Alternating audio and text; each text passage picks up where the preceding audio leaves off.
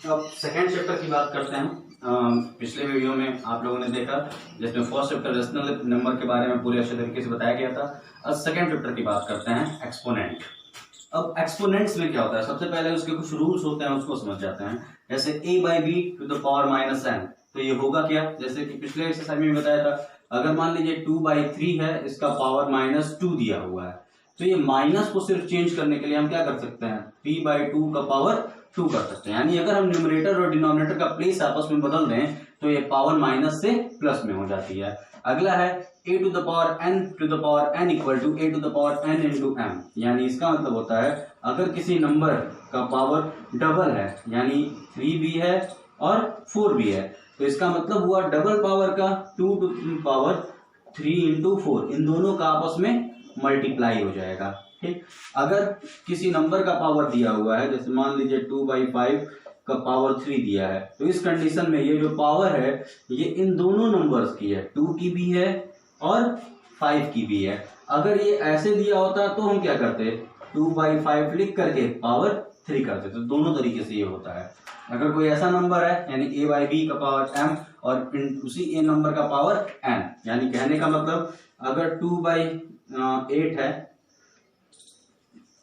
या फिर 3/7 है, इसका पावर 2 है और 3/7 का ही पावर 5 है, तो उस कंडीशन में जब बेस सेम हो और पावर अलग अलग हो तो बेस वही रह जाता है, दोनों पावर को हम आपस में जोड़ देते हैं, यानी ये 3/7 का पावर 7 हो जाएगा। ठीक, यानी जब माइनस में था तो प्लेस चेंज कर दिए, माइनस से प्लस में हो गया। डबल पावर था या डबल से भी ऊपर होता है, जितने भी पावर के ऊपर अगर पावर हो तो उन सबका आपस में मल्टीप्लाई हो जाता है। अगर किसी एक नंबर का, एक किसी रेशनल नंबर में उसका पावर n है, दोनों का, बोथ का, होल का पावर है, तो यानी पावर न्यूमरेटर और डिनोमिनेटर दोनों का है। अगर दो नंबर्स बिल्कुल सेम हो और उनका पावर अलग अलग, यानी बेस सेम पावर डिफरेंट, तो बेस वही रह जाता है, पावर को जोड़ देते हैं, जैसे इसके तरीके से यहां आता है। ठीक,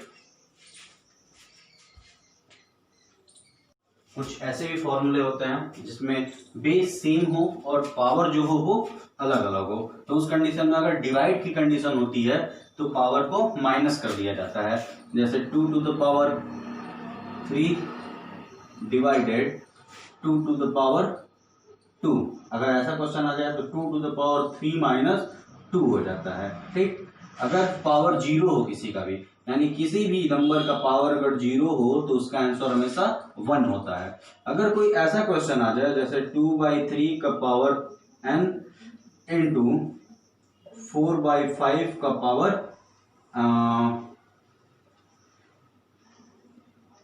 3, यानी दोनों का पावर सेम है, तो इस कंडीशन में दोनों क्वेश्चन को आपस में, दोनों बेस का आपस में मल्टीप्लाई कर देते हैं। ठीक, और पावर वही रह जाता है। यानी अगर बेस अलग अलग हो और पावर सेम हो तो पावर को वही छोड़ देंगे और दोनों बेस का आपस में मल्टीप्लाई कर देंगे। यही सेम कंडीशन अगर ऐसे हो जाए डिवाइड में, तो उसी सेम तरीके से बस जहां मल्टीप्लाई है वहां पे डिवाइड कर देंगे। तो ये इसके कुछ रूल्स थे एक्सपोनेंट के। अब हम चलते हैं क्वेश्चंस पे कि क्वेश्चंस इसमें कैसे आएंगे और हम उनको कैसे सॉल्व करेंगे। अब इससे रिलेटेड कई सारे क्वेश्चंस आते हैं। अब क्वेश्चंस कौन कौन से हो सकते हैं वो भी देखेंगे। जैसे कि एक क्वेश्चन दे रहा है पहला, उसमें सिर्फ हमको इवेल्युएट करना है, जैसे 2 टू द पावर -4 है, तो सिर्फ अगर माइनस जो है वो माइनस लगा है, पावर में माइनस है, तो 1/2 टू द पावर ये 4 है, यानी ये है क्या 1/2 1/2 1/2 1/2, यानी 2 2 जा 4 4 4 जा 16, यानी 1/16 इसका आंसर हो जाएगा। ठीक, अगर क्वेश्चन कुछ ऐसे देता है कि 2/3 to the power 3 into 2/3 to the power 2, तो बेस सेम है, तो 2/3 बेस तो वही रह जाएगा, पावर को आपस में जोड़ देंगे, तो 3 और 2 5 हो जाएगा। ठीक, अगर ऐसे दिया हुआ है -1/3 का पावर 2 और का पावर 5, इसी का होल पावर, तो 1/3 बेस तो वही रह जाएगा, दोनों का आपस में मल्टीप्लाई हो जाएगा। ठीक, अगर दिया हुआ है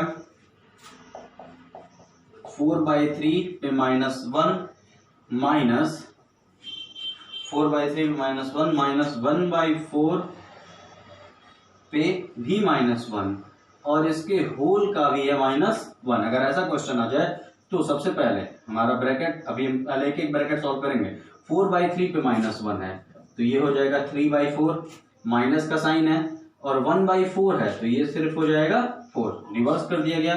होल का पावर -1 अभी है। एलसीएम लिए 4, 3 का 3 रह जाएगा, माइनस 4 4 जा 16 हो जाएगा। तो आया क्या -13/4 और इसका पावर -1, रिवर्स कर दिया गया तो हो क्या गया 4/13 माइनस में आंसर आया है, यानी -4/13 इसका आंसर आ जाएगा। ठीक, ये कुछ क्वेश्चंस थे।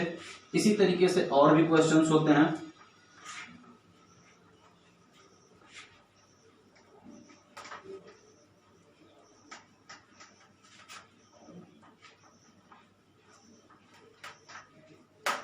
और भी क्वेश्चंस आते हैं। अब जैसे कुछ और क्वेश्चन है, जैसे है question 5 to the power -1 into 3 to the power -1, और इस टोटल में क्या है, होल का भी -1 है, divided 6 to the power -1, 6 to the power -1, ये क्वेश्चन हमको दिया हुआ है। तो सेम इसी तरीके से लगा लेंगे। 5 to the power -1 है तो ये 1/5 हो जाएगा, 3 to the power -1 है ये 1/3 हो जाएगा, होल का power -1 divided 6 to the power -1 यानी ये 1/6 है। तो अब इसको किए तो ये हो क्या गया 1/15 का पावर -1, मल्टी डिवाइड है, मल्टीप्लाई में बदल दिए और चेंज कर दिए। अब ये हो क्या गया 15, -1 है तो -1 होने की वजह से 15/1 इंटू 6 यानी 15 6 जा 90 इसका आंसर हो जाएगा। ठीक, कुछ क्वेश्चंस ऐसे होंगे, इसको इस तरीके से सॉल्व कर लीजिएगा। इसमें कई तरीके के कई अलग अलग क्वेश्चंस होते हैं, तो सब में से कुछ कुछ क्वेश्चंस हम बता दे रहे हैं। जैसे एक क्वेश्चन ऐसे आता है कंपेयर वाला, 5/3 to the power -4 इंटू 5/3 का पावर -5 इक्वल्स टू 5/3 का पावर 3x। ये क्वेश्चन दिया हुआ है। अब हमको दिख रहा है कि यहाँ 3 -4 -5 और 3x है, जबकि तीनों का बेस सेम है। तो पहले हम एक साइड को सॉल्व करते हैं। ये होगा क्या -4 है, अगर इसको चेंज करें तो ये 3/5 का पावर 4 हो जाएगा। ये क्या होगा 3/5 का पावर 5 हो जाएगा, इक्वल टू ये इसको ऐसे का वैसे ही छोड़ देते हैं, 5/3 का पावर 3 है। इसको सॉल्व करते हैं, ये 3/5 सेम है, ये कितना हो जाएगा 3/5 का पावर, इन दोनों को जोड़ दिया जाएगा तो 9 हो जाएगा। ये 5/3 का पावर 3x सही है। अब इसको चेंज करते हैं पहले के फॉर्म में, तो 3/5 का 5/3 कर दिए तो वो किस में गया माइनस में।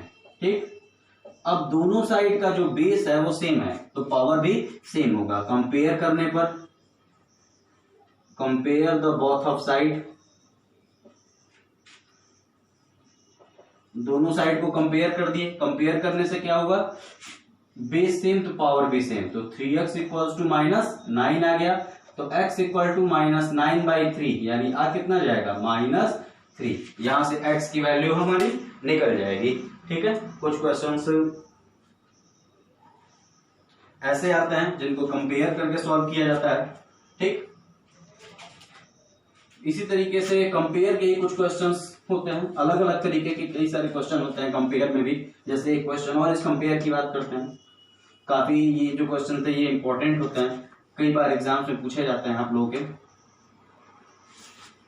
तो इसी कंपेयर का एक क्वेश्चन और लेते हैं। एक क्वेश्चन है 5 to the power 2x + 1 divided 25 equals to 125। एक क्वेश्चन ये दिया हुआ है, इसमें भी x की वैल्यू पूछ रहा है। तो सबसे पहले हमको दिख रहा है कि ये 5 है, इनको भी 5 के फॉर्म में पहले चेंज करते हैं। तो ये 2x + 1 डिवाइडेड, ये क्या हो जाएगा 5 का 2, ये क्या हो जाएगा 5 का पावर 3, क्योंकि 25 5 × 5 और 125 5 × 5 × 5। तो डिवाइड है, दोनों तरफ साइन सेम है, तो क्या हो जाएगा माइनस, यानी 5 to the power 2x plus 1 minus 2 equal to 5 to the power 3। दोनों बेस सेम है, तो उसी सेम तरीके से कंपेयर करने पर compare the both of side,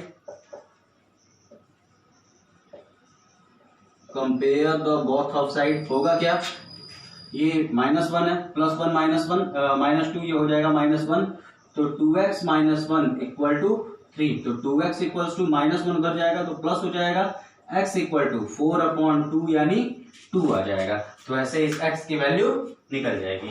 तो कुछ क्वेश्चन कंपेयर के ऐसे भी होते हैं। इसके बाद कुछ क्वेश्चन आते हैं स्टैंडर्ड फॉर्म के। स्टैंडर्ड फॉर्म के क्वेश्चन कैसे होते हैं उसकी बात कर लेते हैं।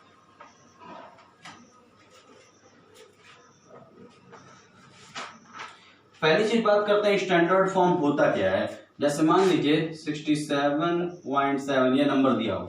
स्टैंडर्ड फॉर्म का मतलब होता है हमारे पॉइंट से पहले सिर्फ एक नंबर हो, ये स्टैंडर्ड फॉर्म का मतलब है।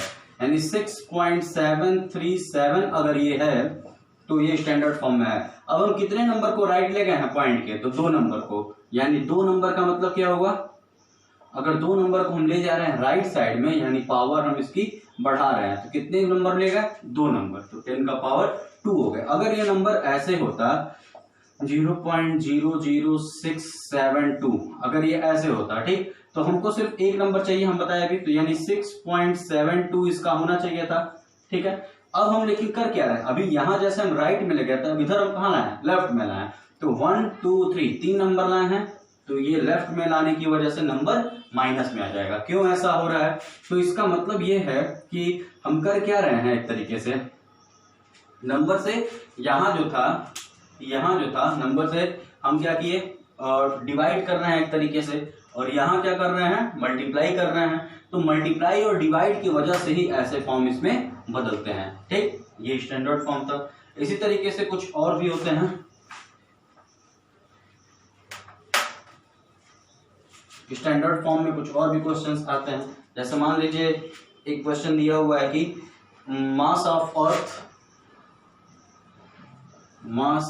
अर्थ कितना दिया है, 5.97 इंटू 10 टू द पावर 24, और मास ऑफ मून दे रहा है,